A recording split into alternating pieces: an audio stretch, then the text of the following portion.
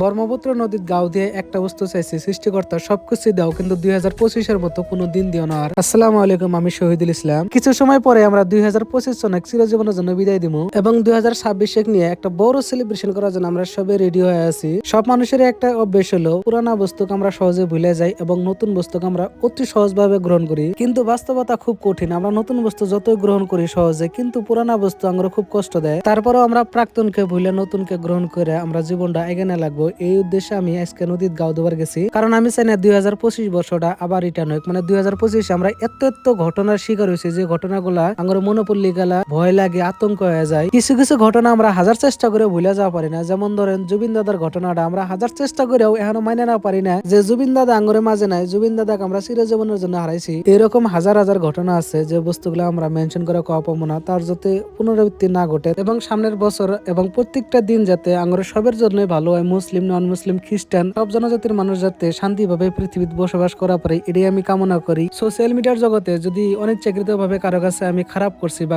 আমার ব্যবহারে কেউ যদি কষ্ট পাইছেন, সবার কাছে ক্ষমা চাই এবং 2026 সনের নতুন বছরের অগ্রিম শুভেচ্ছা জানাই। সবাই ভালো থাকেন, সুস্থ থাকেন, আমার জন্য দোয়া করবেন। আর যদি আমার ভিডিও ভালো লাগে থাকে তাহলে আমার পেজটা ফলো করে দিবেন। আজকের জন্য এইটুকুই। সবাইকে ইংরেজি নববর্ষের শুভেচ্ছা জানাই। Happy new year.